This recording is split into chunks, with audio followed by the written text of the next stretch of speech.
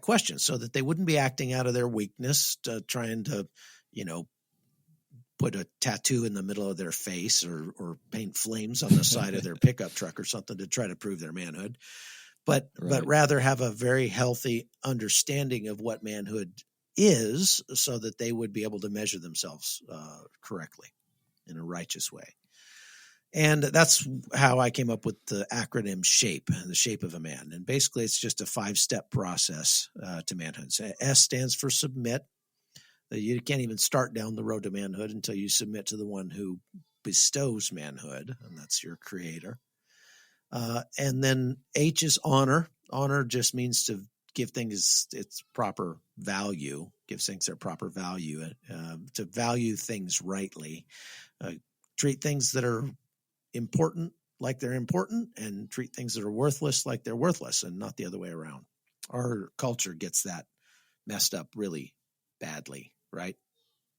Yeah, absolutely. So the third thing is assess and improve. That when a boy becomes a man, he stops being egocentric or self-focused and starts looking around him and saying, well, how can I make this better? The world around him a better place. It starts with improving himself on a continuous basis, going in and tearing out the weeds of his life that grow up, the weeds of passivity, but also looking around and saying, hey, that trash needs to be picked up, or hey, that leaky faucet needs to be fixed, or whatever. And when you start to see in your sons that they are, without you telling them to, making things better around them, then you know that they're becoming men. They're making the jump. That's great. Sure. So that's assess and improve. And then the P stands for perish and provide. That a boy, when he becomes a man, he starts to put aside his own desires to provide for the needs of others. And that's where a man is most fulfilled. That's where a man has the most meaning in his life, because that's what we were made for, was to die to our own desires and provide for the needs of others. And then the E just stands for engage, that a true man will be engaged in every facet of life, socially, relationally, financially, physically, spiritually, academically, you name it. He's going to be engaged in the world around him and not passive. And the passivity is the bane of modern male existence. It not only is impressed upon us from without, but it wells up within us as well. So we have to fight it on two fronts.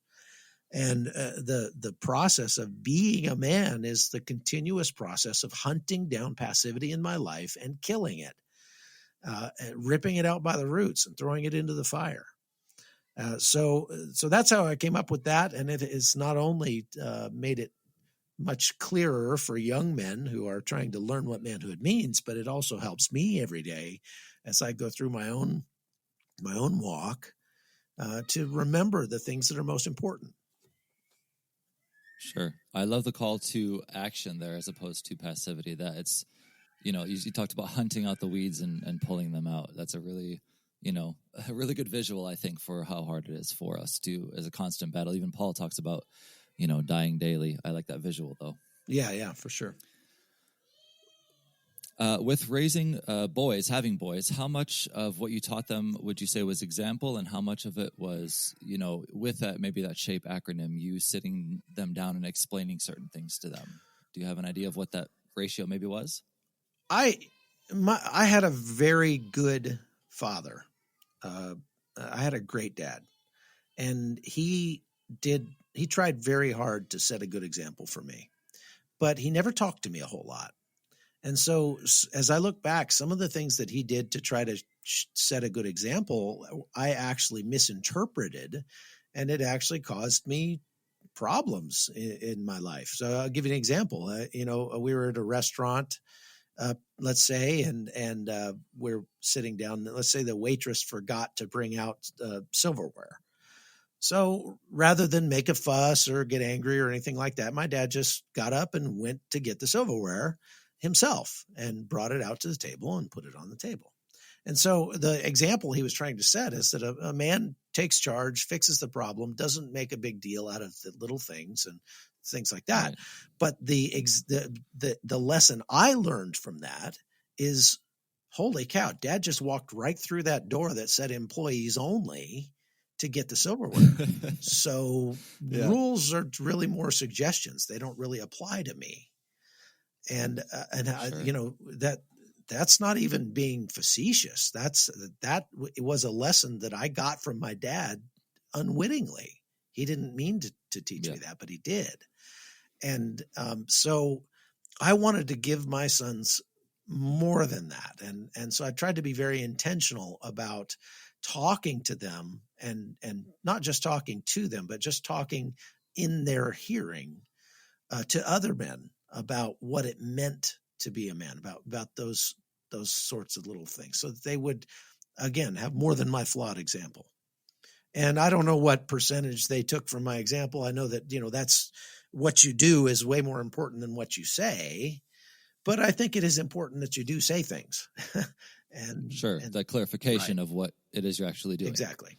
And I think that the talking made it easier as my sons went through teenage years, puberty, and all that, because what I did was I intentionally sat down with them right at the cusp as they were hitting puberty and said, look, you want to grow up to be a man, right? And they'd say, well, yeah. And I'd say, great. It's my job. God put me here as your man coach. And your coach's job is to make you better than you would be on your own, to help you go further than you would go doing it yourself. So we're both on the same side here. The coach is on your team, but it's not your coach's job to make you feel comfortable, to make you happy, to make you just do whatever you want, right? Your coach pushes you to do things you wouldn't do on your own, right?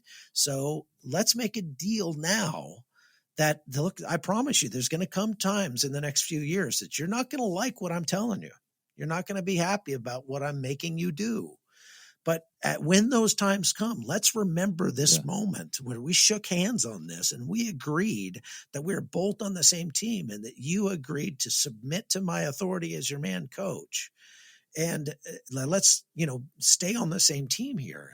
And they would say, okay. And so we'd make an agreement. And then later on, when they're 16 and 17, and I'm telling them to do something or getting after them for something that they failed to do, and they started to get that angry, sullen look, I'd say, whoa, wait a minute. Do you remember that agreement you made back then? Yeah. Are you going to be a man of your word? Are you going to stick to it even though you don't feel like it? And I had a little leverage over them because of that. And sure. Yeah, I imagine that's very powerful for a teenage boy. Came in handy. Yeah. So I have a 8-month-old daughter and a 4-year-old boy who's about to be 5. Real quickly, is there like whatever you do, don't do this, raising kids? We've talked a lot about what to do. Is there a one big, hey, don't do this? Yeah, don't make them comfortable. It's not your job to make your children comfortable. It's not your job to make them happy. I say this a lot, and people sort of chuckle as if they don't think I'm serious, but I am. Sure. I'm very serious. That good parenting, boys and girls, comes down to little more than the constructive application of misery in your children's lives to produce character.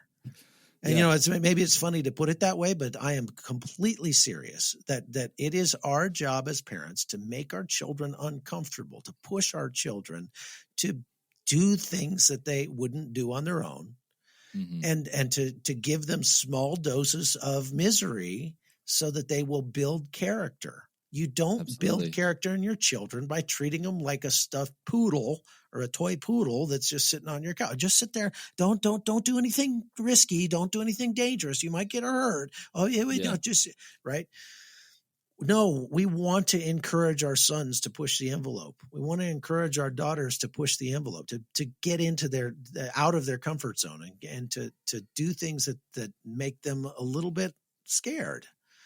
And make us a little bit scared. We would rather, just placate them by turning on the electronic income reducer and letting them sit there and veg out in front of the television or YouTube or whatever. But that is not good parenting. Good parenting is finding ways to make your kid miserable, not to hurt them, not to exasperate them, but to make them better. And I think that so many, it is just so frustrating to watch young parents who will not discipline their children. They let the children drive the train since they're like 2 years old. And they will not just take charge and say, no, this is what is going to happen right now. I was here first. I'm bigger than you are. And I'm telling you what you're going to do right now. You cannot get to the point with your children where you are respected equals when they're 2 years old. Right. You cannot do that. I mean, the goal, yes, is to get to the point where your son is a respected equal with you, where you've made that transition from drill sergeant to private, and then now you're, both non-commissioned officers, that kind of thing. Yeah. You want to make that transition, but in order to make that transition, there has to be the time when you are the drill sergeant and they are the private, and you say jump and they say how high. You make them do what you tell them to do, and you don't try to reason with a 2-year-old. You don't try to 2-year-olds' brains are not they're not wired to reason. And so there's got to be hardship. There's got to be pain in their life. That's okay. You're not going, and the Bible is very, very clear about that. You will not destroy your child by giving him some pain and hardship. You will save your child by doing so. And man, that is just not a popular sentiment today. No, it's not. But it's I really like that definition. And like you said, it's not popular, but it's incredibly needed for sure. Yeah. In your new book, Prowess, you talk about prowess as the skillful display of manly power, or getting good at being you and therefore giving glory to God. Can you break that down or unpack that a little bit for us? As I've gone around the country speaking on the topic of making men for the last 8 years, I've noticed that I get the same kinds of questions over and over again from young men who hear my talk. And a lot of it has to do with, okay, I'm 20 years old and I'm getting out of college soon, and I'd love to, find a mate and settle down and get married. And but I just don't know how to do that. What I found is that young men have been treated like toy poodles for so long. Mm-hmm. They have been, steeped in this culture of risk avoidance for so long, and they have spent so much time interacting with devices rather than people that they have never developed those very complex and subtle arts of like wooing a female. And there comes a point where, I mean, look, we want you to maintain your purity, right? We, as a young man, we want you to maintain control over your passions. That's good. Yeah. But if you have spent so long putting a muzzle on your passions, you have to realize there comes a point where it's time to let them loose, where it's time to exert your prowess, your sexual prowess, your manly prowess on the world. And there's a right way to do that. But unfortunately, young men have, in and out of the church, it doesn't matter, have spent so much time interacting with devices, and unfortunately have spent so much time consuming pornography that they just have a very perverted, very unhealthy understanding of what that means. Yeah. And so Prowess is an attempt to answer that question. It's probably going to be my least selling book of all time because it's aimed at the one demographic of of people in the world who read the least. Sure. But for those who are willing to do the work, this is an old lion sitting down across a table from a young lion and saying, all right, son, here's how you get yourself a woman. Here's how you get yourself a girl. Here's what girls are wired to need. Here's the secrets of getting a girlfriend. Here's the secrets of getting a job, of being successful in life. And one of the other things I find that's really unfortunate is that so few young men today actually have a mentor, an older man who will mentor them and will help them. And I've gotten emails from these guys for years. They send me I get the same emails over and over again. I don't have anybody to talk to about